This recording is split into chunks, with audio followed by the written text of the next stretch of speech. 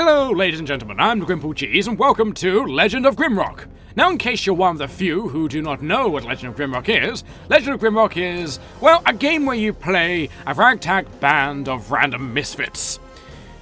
In other words, you are a group of 4 adventurers who venture into a mythical mountain, and you unravel the mysteries and secrets and the puzzles below for goodies and treasures and all sorts of wondrous items. And that's basically the summary.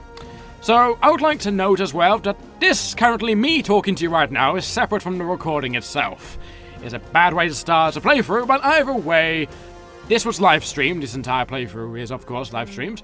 And the first part, the introduction, well, it doesn't exist in raw footage. It didn't manage to capture properly. So I am just covering the basis by just sorting out the introduction and just showing you how I started the game. And that was merely by clicking a new button and explaining all of this. So you have the difficulty. The difficulties go from normal to hard to easy.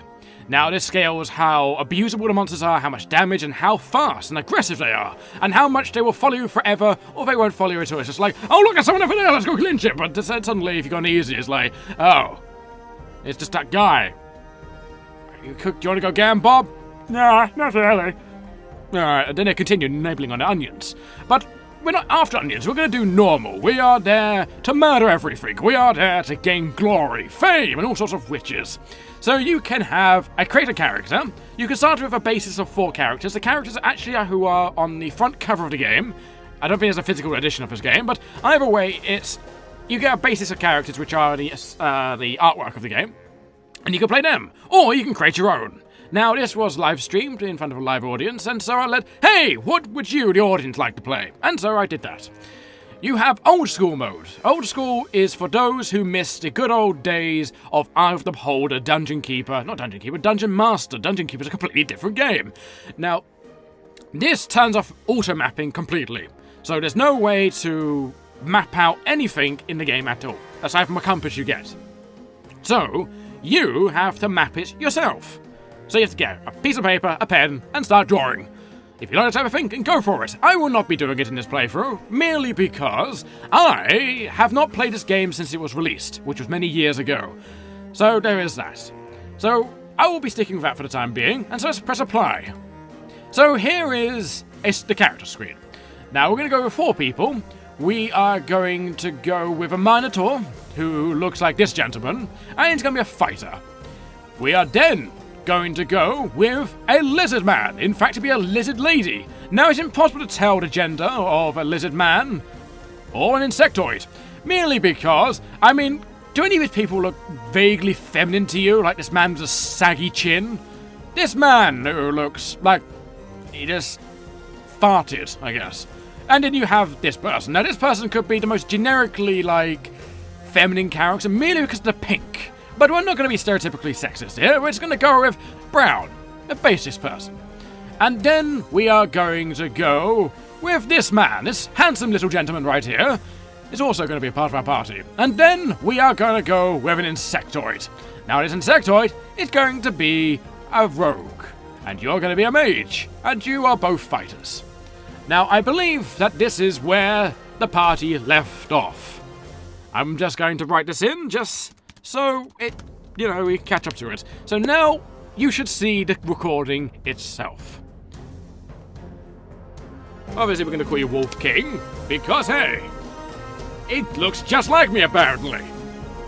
I'm glad that looks just like me. So, we have Wolf. Wolf is of course going to be a frontline fighter. Obviously Minotaurs are known for their health and a massive amount of food consumption. So, because of his lack of dexterity, he doesn't have very good evasion, when evasion is dodge, and he doesn't have very good accuracy, as he's more like, I'm gonna pummel my fist into something. If someone walks in front of me, then fantastic. But if it doesn't, wah, wah, wah. So there's that. Vitality is obviously health, and willpower is the power of the mind. And obviously everyone who's got strong willpower is obviously called Wilhelm, or the Big Willy.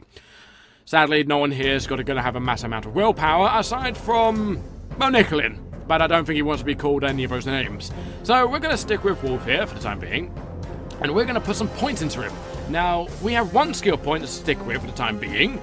Now, the wisest thing to go with is you want someone who has either a proficiency in one of these 3 weapons.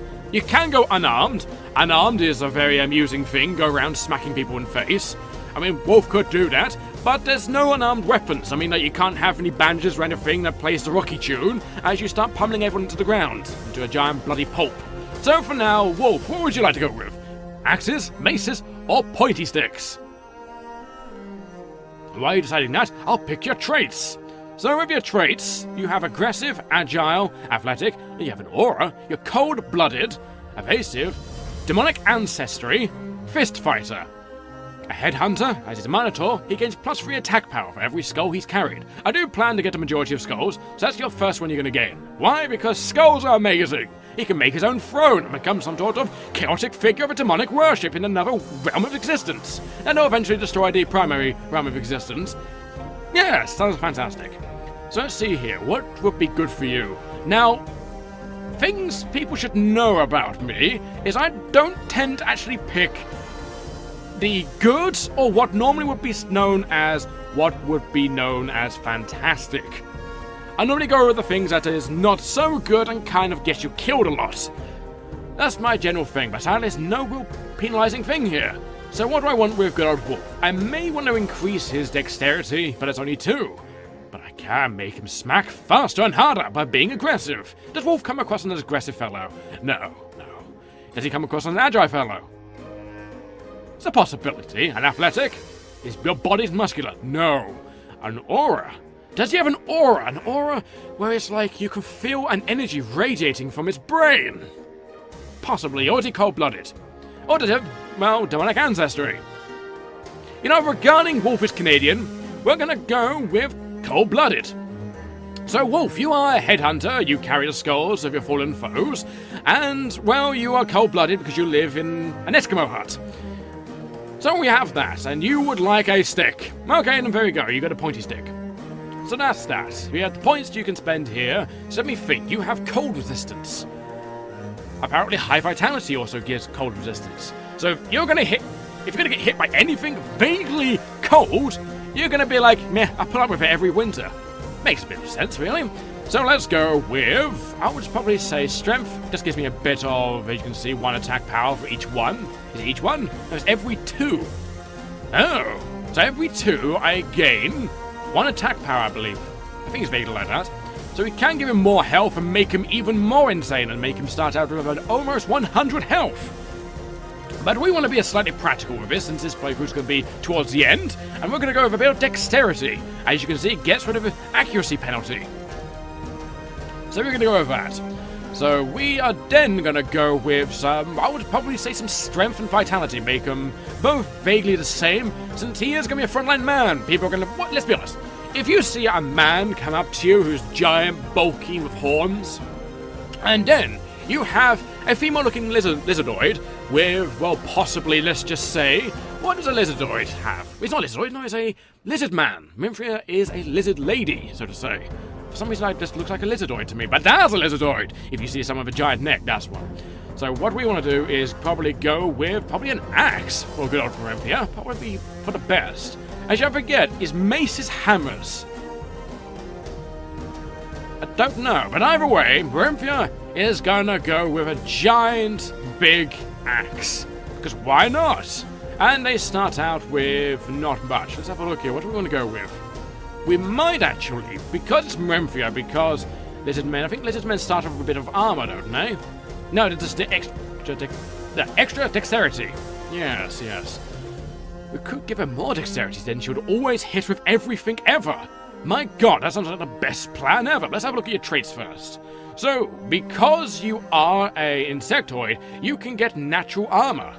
Now, why can't you get that? That's interesting. I wonder why you can't pick that, because normally you can. Which is a bit strange. Is it because you're a fighter? No, it's because of unknown reasons. Well, because I would like you to be a frontline fighter, and because you're not nearly as healthy as Wolf, we're gonna make you poison resistant. Why? Because poison resistance is incredibly useful when it comes down to it. Now, why can't you go for that, I wonder? I wonder why. Is there like a prerequisite for it, maybe? Let me just look. Is there any reason... Wow, what's that do? Wow, that's like a lot of resistance against fire and electricity and everything of the sort right there. My god. But no, we want to give her some attack power. Yes, maybe not all that attack. Maybe some vitality on the side as well. Maybe make it both equal. Yes! So, I wonder why we can't go for that. It's a bit strange, but either way that'd go well. We could go aggressive. We could go for the sexist route and go with, well, she's not really female, so she's going to be agile, right? You know, that type of thing. We could also the racist card too. But what I would like to go with is, well, a strong mind, possibly, or actually skilled. No, tough. I would actually probably say tough. What's the difference between tough and healthy? We could go with that, but I would like to go with tough.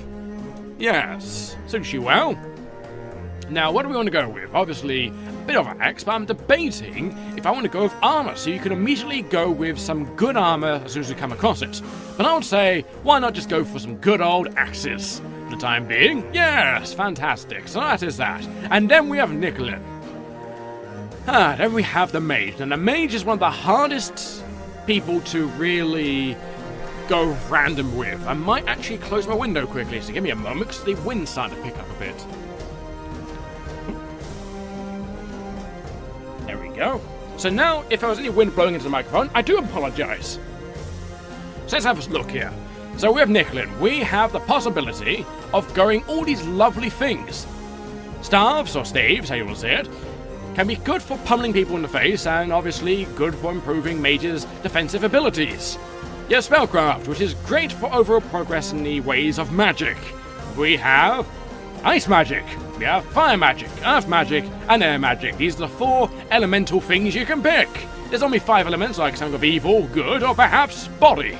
But sadly, there's nothing like that. You just have those 4 skills, and as you can see, as you gain more and more levels in it, you unlock more spells in your brain. Just merely like using it more and more, it's like, hey, maybe if I do this and do this, it makes it into something special. Yes. So, I think for now what we're gonna do is perhaps, I cannot remember for the life of me what's good to start out with. I'll probably say fire. I'm gonna say let's go with fire. Why not? Put 2 points into fire. There we go. 2 points into fire. I might put some points into spellcraft, but that just allows you to learn bonus spells, I believe. Can't be too sure in my brain. We have the abilities of staves, but I don't think we get a stave anytime soon. So I think for the time being, we're just gonna gain the ability of air. Why? Because lightning bolts. As we all know, we're gonna go into the darkness. And as we all know, we're a ragtag bunch of people, we should know the ability to throw lightning bolts into darkness. So there we go. So let's have a look at a trait for you. Now, what do I want to go for you? Now, we could go with evasive, which would be very good if we get ambushed from behind, but we're going to go with aura. Any capable player would know that aura would be probably for the best. Most likely. It's a highly possibility. So, the next one we should probably go for is perhaps something of an unusual variety. Why not? We could go strong mind and go, hey, he's a stereotypical mage. But regarding he's a very handsome sort, we're not going to go for that. We're going to give him the ability as a fist fighter. So if things come to him, he's going to go by and start smacking people in the face. I think that sounds perfect to me. So then he has balanced stance because he is a human after all. Humans, after all, perfection. They are balanced.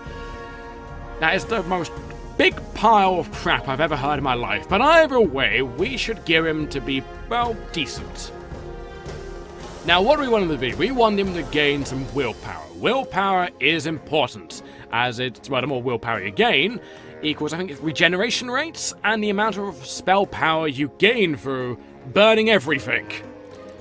So let's just give him a lot of willpower. Actually, that sounds like the worst thing ever. Let's not do that. Let's give him a bit of vitality. After all, in case things go rough, he can go by and smack a few people in the face. Obviously, we want him to smack hard, so let's give him a bit of strength. And what do we want to put our random point into? Let's go into willpower. There we go. So he's got double the amount of mental power compared to his physical health. So his brain is about 4 times the size of his body. That is, well, no, not really 4 times. That's double the size of his body, isn't it? Probably. Don't know. He's a very brainy individual. You see, the reason why it's got a giant nose is merely because the fist fights in the bars, as you see, you know how to survive a tavern brawl, and that's because it's so inflamed and all of that. He's gained so much knowledge after his nose is broken, his brain has grown into his nose. That's the only thing I can probably think of. And then, of course, we have Mr. Fibbles. Ah, Mr. Fibbles, who is apparently me. So, Mr. Fibbles is obviously going to be the person in the back of being like, oh, hey, I'm here now. Now, the thing is about Mr. Fibbles is that he's not going to see much melee combat. So we need to worry about throwing weapons or missile weapons.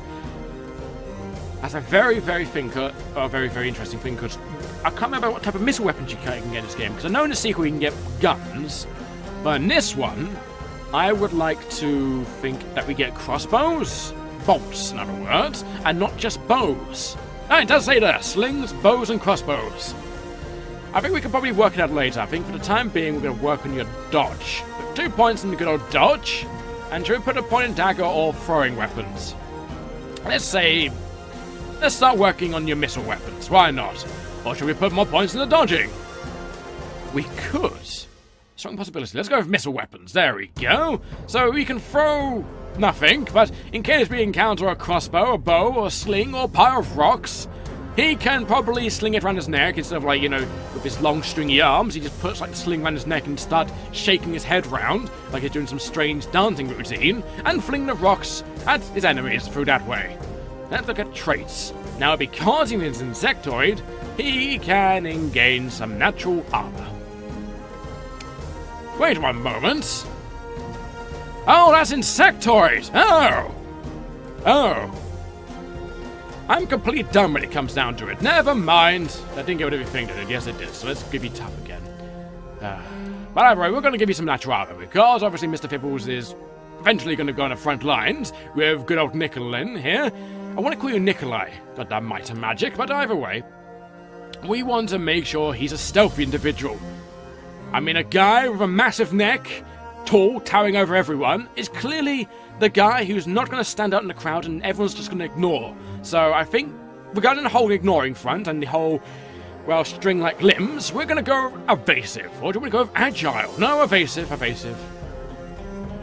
Now we've got points to spend. My god, this is the worst part of it all. So obviously the first thing we want to do, as he's going to be, well, bowman and throwing rockman, he's going to obviously want a lot of dexterity. Now let's see, we can give him a 7 dexterity. I actually wonder, does strength increase range weapon abilities? If so, you know, I'm just going to pretend it does. Yes, let's give him a good 13. No, that's just stupid. Let's give him 16 dexterity and 13 strength. So if things come to worse, it can be Mr. Fibbles and Nikolai in the back doing their kung fu moves and using their necks to destroy things, to destroy everything, while these guys in the front are obviously Grimphia, who is a, well, lizard lady, who will probably destroy everything, while Wolf will probably smack everything in his face. What a brilliant party! So I couldn't think of a better party than that. I mean, let's just make sure we spent everything. Yeah, everything's spent. Now, do I have my portraits in? No, I do not. Such a shame. So let's start the game, shall we?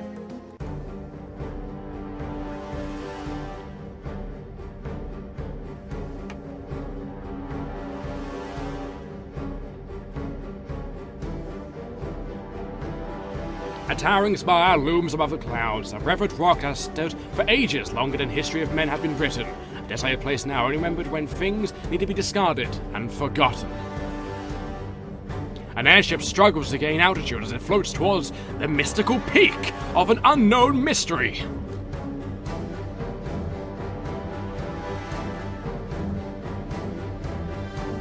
Four prisoners, bound by heavy chains, emerge from the ship. The court accuses them of terrible treasonous deeds, but by the grace of the king, their crimes shall be forgiven, on top of Mount Grimrock.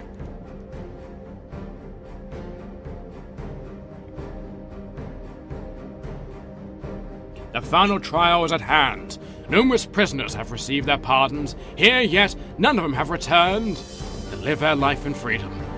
They are at the very top of the world, and below them, only darkness and justice awaits them.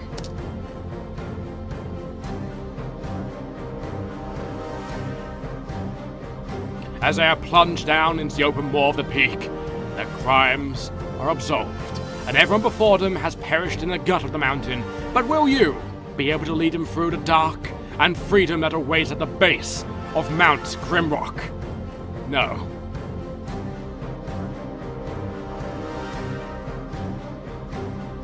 It is Legend of Grimrock.